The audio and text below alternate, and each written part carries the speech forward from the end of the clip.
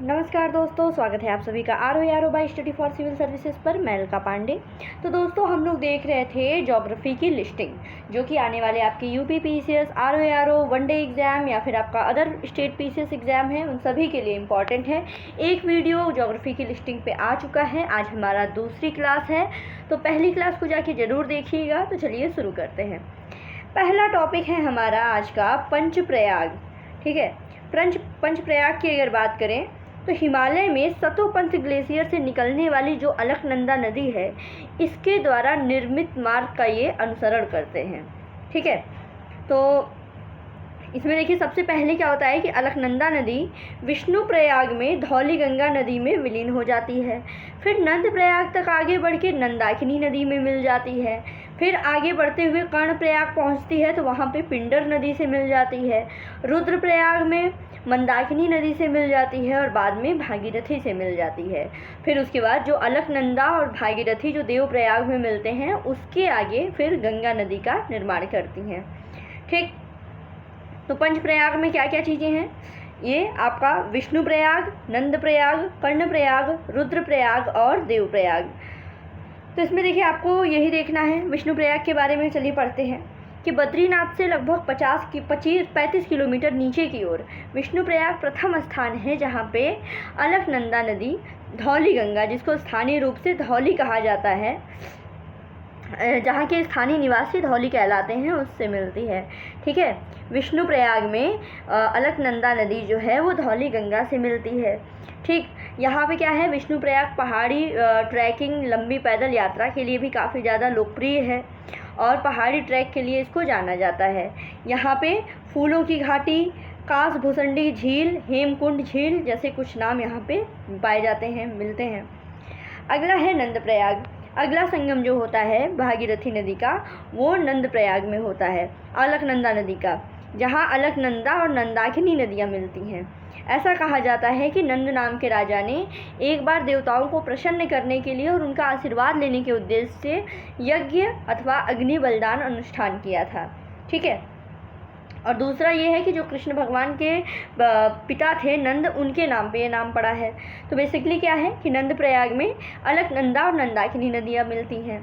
कर्णप्रयाग की बात करें तो ये बद्रीनाथ के रास्ते में स्थित है और यहाँ पे दो पवित्र नदियाँ हैं, अलकनंदा और पिंडर, ये इनका संगम हुआ है। ठीक है, और ये जो है नंदा देवी पर्वत श्रृंखला से पिंडर ग्लेशियर से ये निकलती है। आगे बोलें तो ये अगला है रुद्रप्रयाग। सभी 5 गंतव्यों में से सबसे अधिक सुना जाने वाला ये नाम है।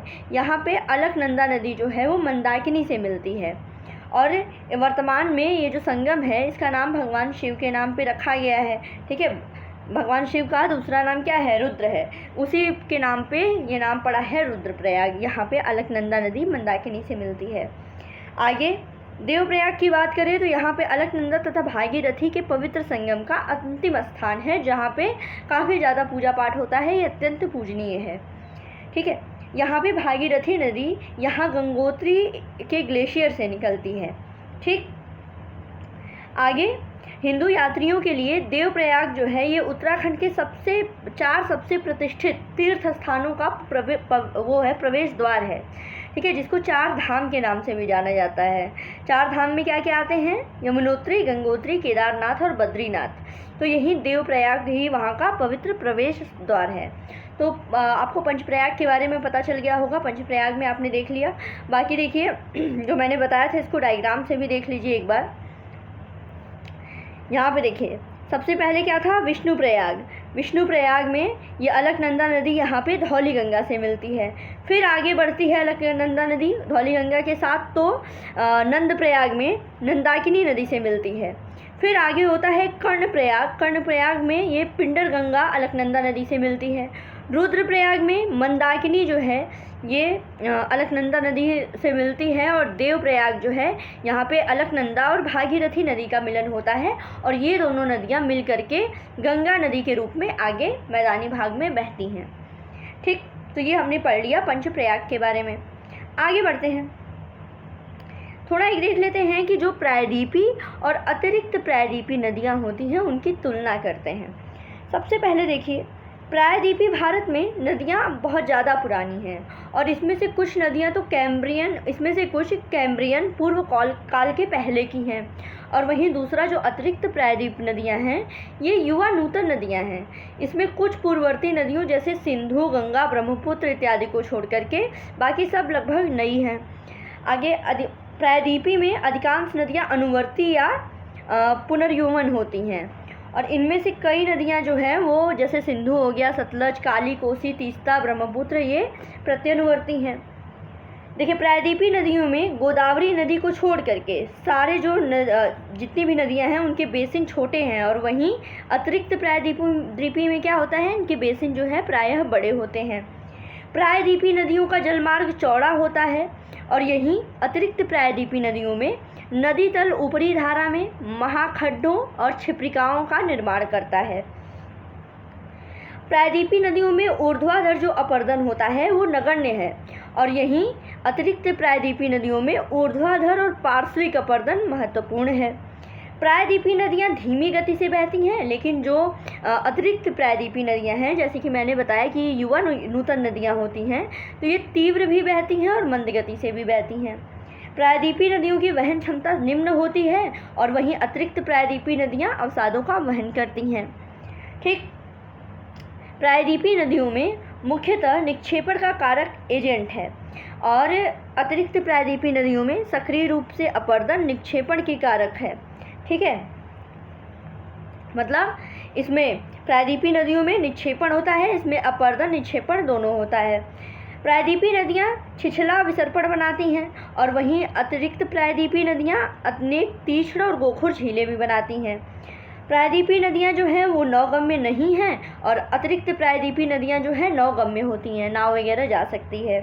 प्रायद्वीपीय नदियाँ जो हैं ये अधिकतर मौसमी नदियाँ होती हैं, और अतिरिक्त प्रायद्वीपीय नदियाँ जो हैं वो चिरस्थायी होती हैं। प्रायद्वीपीय नदियाँ जो हैं इनका उद्गम स्थल जो है पश्चिमी घाट या पहाड़ क्षेत्र होता है, और अतिरिक्त प्रायद्वीपीय जो नदियाँ हैं ये हिमालय में हिमनदों से निकलती हैं। आगे बढ़ते हैं। देखिए, अगला जो प्रायद्वीपीय नदियाँ हैं वो जीर्ण नदियाँ हैं, वहीं अतिरिक्त प्रायद्वीपीय नदियाँ जो हैं वो परिवर्तित तरुणावस्था में हैं। जो प्रायद्वीपीय नदियाँ हैं वो सरिता अपहरण नहीं करती हैं। अतिरिक्त प्रायद्वीपीय नदियों में ये नदी अपहरण एक सामान्य घटना है। अब जो प्रायद्वीपीय नदियां हैं इनका जो उपयोग है वो जल बिजली संयंत्रों के लिए इनके जल का उपयोग किया जाता है, जैसे हीराकुंड हो गया, कोयना, नागार्जुन, ये सभी प्रायद्वीपीय नदियों के बिजली संयंत्र हैं। और जो अतिरिक्त प्रायद्वीपीय नदियाँ होती हैं वो बहुउद्देशीय परियोजनाएँ हैं, जैसे भाखड़ा, टिहरी, सलाल परियोजनाएँ। जो प्रायद्वीपीय नदियाँ हैं ये डेल्टा का निर्माण करती हैं, जैसे गोदावरी, कृष्णा, कावेरी, और मुहाने का भी निर्माण करती हैं, जैसे नर्मदा और तापी नदियों में बनता है। और वहीं अतिरिक्त प्रायद्वीपीय नदियाँ जो हैं वो सिर्फ डेल्टा का निर्माण करती हैं, जैसे गंगा का सुंदरबन डेल्टा हो गया जो कि दुनिया का सबसे बड़ा डेल्टा है। और प्रायद्वीपीय नदियों की अगर बात करें तो इनका जलमार्ग जो बेस लेवल है उसके करीब होता है जलमार्ग, और अतिरिक्त प्रायद्वीपीय नदियाँ क्या हैं, ये अपनी युवावस्था के अंतिम चरण में होती हैं।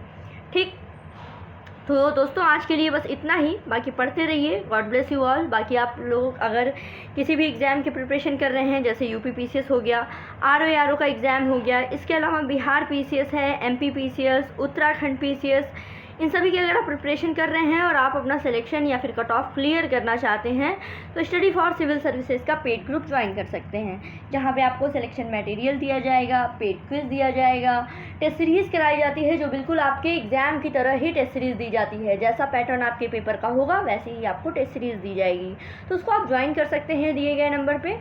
बाकी पढ़ते रहिए, फिर मिलेंगे नेक्स्ट क्लास के साथ। God bless you all. Thank you so much.